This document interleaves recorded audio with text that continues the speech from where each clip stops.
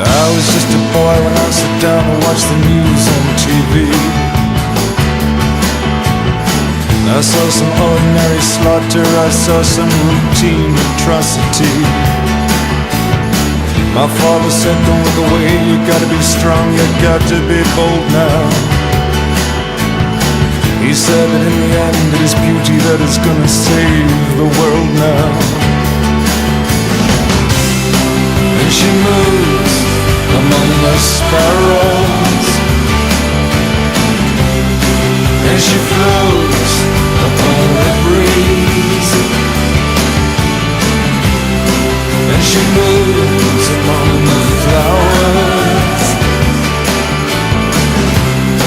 and she moves something deep inside me. I was walking around the flower show like a leper, coming down with some kind of nervous hysteria.